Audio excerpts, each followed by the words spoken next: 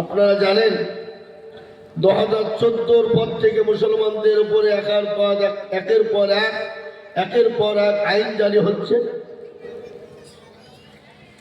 কিন্তু ওই আইনগুলা জারি করছে মুসলমানদেরকে জব্দ করার জন্য, মুসলমানদেরকে দেশ থেকে তাড়িয়ে দেওয়ার জন্য, মুসলমানদের হাদিস কোরআনকে বন্ধ করে দেওয়ার জন্য, মুসলমানদের মাদ্রাসা মসজিদগুলাকে শেষ করে দেওয়ার জন্য। বুঝতে পারলেন না? কিন্তু যতবার ওরা আইন করতে যাচ্ছে ততবার ওরা মুখ থুবড়ে পড়ছে। কি বলেন? পড়ছে না? আমি একটা কথা আপনাদেরকে আগেই বলেছি, ইজ্জতের মালিককে, সম্মান দেওয়ার মালিক, কেড়ে নেওয়ার মালিক আল্লাহ। আজকে যতই তারা কায়দা কৌশল করুক না কেন, ইসলাম এবং মুসলমানদেরকে শেষ করতে কথা বলেন পারবে না। ইসলামের মালিক আল্লাহ আর মুসলমানদের মালিক আল্লাহ। ঠিক না বলি জোরে বলুন? কিন্তু এরা শুনলেন? আমি আজকে আপনাদেরকে বলে দিয়ে যাই, ভারতবর্ষের জমিনে মুসলমানরা যদি না থাকে, ইসলাম যদি না থাকে, কোরআন হাদিস যদি না থাকে, এই ভারতবর্ষের জমিনে কোনো জাতি ধর্ম বর্ণ নির্বিশেষে থাকতে পারবে না। সমস্ত মুসলমানদেরকে দেশ থেকে বের করে দেওয়া হয়, তারপরেই না যেতে দেখবেন আল্লাহর গজব এসে গোটা দেশকে ধ্বংস করে দিয়েছে। আজকে গোটা ভারতবর্ষের জমিনে মুসলমানদের কারণে কোরআন এবং হাদিসের বদলায় সমস্ত জাতি ধর্ম বর্ণ নির্বিশেষে তারা এখনো পৃথিবীর জমিনে বেঁচে আছেন। যেদিন মুসলমানরা থাকবে না, সেদিন এই দেশের অস্তিত্ব বেলির হয়ে যাবে। আজকে তারা একের পর এক মুসলমানদের উপর আক্রমণ, মুসলমানদেরকে দেশ থেকে তাড়িয়ে দিতে চায়, বের করে দিতে চায়। এবার একটা আইন পাস করেছে, যেটা হলো কি SIR। আপনাদের দিকে এসব নাই নাকি? এদিকে চলছে সব। এ বাবা, এটার মানে কি? এটার মতলব কি? এই SIR করে মুসলমানদেরকে লাঞ্ছিত, বঞ্চিত, অপমানিত, ঘৃণিত করার একটা চক্রান্ত তারা বের করছে। কিন্তু খোদাবি খাস্তা মুসলমানদের SIR করতে গিয়ে দেখছে প্রত্যেকটা মুসলমানদের ডকুমেন্টস পরিপূর্ণভাবে আছে। বলুন আলহামদুলিল্লাহ। পার্শ্ববর্তী রাজ্য বিহার 54 লক্ষ মানুষকে SIR থেকে বাদ করেছে।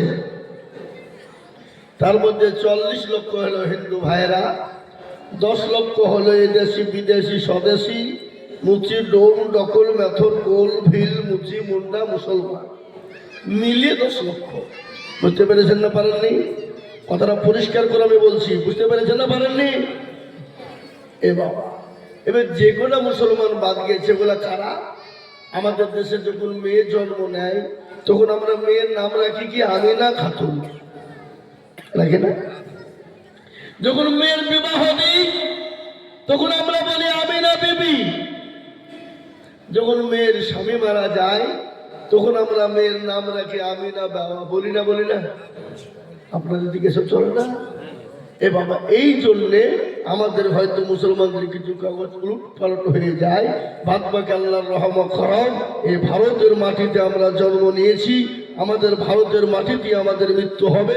এই ইন্ডিয়ার আমাদের ডকুমেন্ট যদি তারা চায়, আমাদেরকে যদি কাগজ দিয়ে প্রমাণ যদি না নিতে চায়, তার থেকে বড় প্রমাণ হলো আমাদের বাপ দাদা তার দাদা 10 পিঢ়ির ডকুমেন্ট চাইলে আমরা মুসলমানরা বের করে দিতে পারবো না?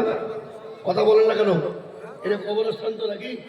হ্যাঁ, এই কবরস্থান আজ থেকে 10 বছর আগে, 20 বছর আগে, 50 বছর আগে অনেকের বাপ দাদা শুয়ে আছে না নাই? আরে কথা বলছেন না কেন? আছে না নাই? আছে। তাদের তো হাড়, তাদের তো মাংস নেই, হাড়গুলা পড়ে আছে। হাড়গুলা যদি আমরা তুলে ভালো করে রিসার্চ করে দেখি আমরা কোথাকার জন্ম, কোথায় আমাদের জন্ম হয়েছে, ওই হাড়েই প্রমাণ দিয়ে দিবে যে ভারতের জন্ম। বলবে না? কিন্তু আমরা যদি তাদেরকে প্রশ্ন করি, তোদের জন্ম, তোদের কি দেখা, তোদের বাপ দাদা দেখা, তোদের 14 পুরুষ দেখা, ওদের তো মাল নাই, ওরা তো সব ছাই করে পুড়িয়ে বাপকে দাঁত মাদুর করে ফেলাইছে। কি কথা বলেন না কেন? আছে আছে দেখাতে পারবে? আর আমাদের মুসলমানদের 8 রকমের শুনবে, তার থেকে আরো ভালো কথা শুনে নেন। তার আগে এই ভারতবর্ষের জমিনে যখন সর্বপ্রথম সর্বোপরি সর্বশ্রেষ্ঠ মানব জানাবে আদম নবী আলাইহিস সালাম, তিনি পৃথিবীর সর্বশ্রেষ্ঠ সর্বমানব সর্বমানুষ। আদম আলাইহিস সালাম কোথায় এসেছিলেন কে জানেন আপনারা? ভারতের মাটিতে, শ্রীলঙ্কা নয়, ভারতের মাটিতে। আদম আলাইহিস সালাম সর্বপ্রথম ভারতের মাটিতে এসেছিলেন। আর তারই হলাম আমরা আওলাদ। ওয়ালাকাদ কাররামনা বানি আদম, কোরআনে আছে এটা। ওয়ালাকাদ কাররামনা বানি আদম, সে আদম নবীর সন্তান হলাম আমরা। সুতরাং আমাদেরকে দেশ থেকে তাড়িয়ে দেওয়ার কোনো অবকাশ নেই, আমাদেরকে তাড়িয়ে দেওয়ার কোনো তাদের মোটেও কোনো রাস্তা নেই। সুতরাং এই দেশেই আমাদের, এ দেশে আমরা আছি, মারতে দামটাকে এই দেশেই আমরা থাকবো। বলুন ইনশাআল্লাহ, জোরে বলুন ইনশাআল্লাহ। কি আপনাদের ভয় লাগছে নাকি? ভয় নেই তো? আপনার মনে হচ্ছে পাশে নরসিংহপুর হুজুর চুপচাপে বলেন, হক কথা বলাতে কোনো ভয় নাই। কি বলছেন আপনারা বলুন? ভয় আছে? আর আপনারা শুনেলেন আদমানির বাড়ি হলো পাকিস্তান, ইন্ডিয়াতে এসে হয়ে গেল স্বদেশী। অটল বিহারীর বাড়ি হলো পাকিস্তান, ভারতে এসে হয়ে গেল স্বদেশী। সোনিয়া গান্ধীর বাড়ি হলো ইটালি, ভারতে এসে হয়ে গেল স্বদেশী। জ্যোতিবাবু বুদ্ধ বাবুর বাড়ি হলো বাংলাদেশ, ভারতে এসে হয়ে গেল বিদেশ স্বদেশী। বিমান বসুর বাড়ি হলো বাংলাদেশ, ভারতে এসে হয়ে গেল স্বদেশী। মিঠল বাবুর বাড়ি হলো বাংলাদেশ, ভারতে এসে হয়ে গেল স্বদেশী। অধীর বাবুর বাড়ি হলো বাংলাদেশ, ইন্ডিয়াতে এসে হয়ে গেল স্বদেশী।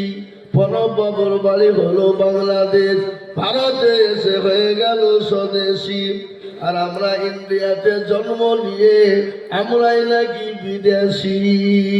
সিঙ্গড়ার ভিতরে আলো কি করে ঢুকলো বাবা? বুঝতে পারলেন না?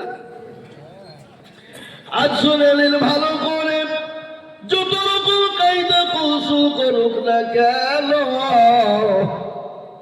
এই জাতিকে দেশ থেকে তাড়িয়ে দিতে পারবে না। এই জাতির উপর যত অত্যাচার করুক না কেন, এই জাতিকে দেশ থেকে শেষ করতে পারবে না। এই জাতি কোনো বেঈমানের কাছে মাথা নত করে না, এই জাতি কারো কাছে মাথা ছোট করে না। একমাত্র মাথা নত করে তাকে, তিনি হলেন আমার আল্লাহ, তিনি হলেন আমার আল্লাহ। আমি আল্লাহ ছাড়া কারো কাছে আমরা মাথা নত করিনি এবং কিয়ামত পর্যন্ত করব না। বলুন ইনশাআল্লাহ।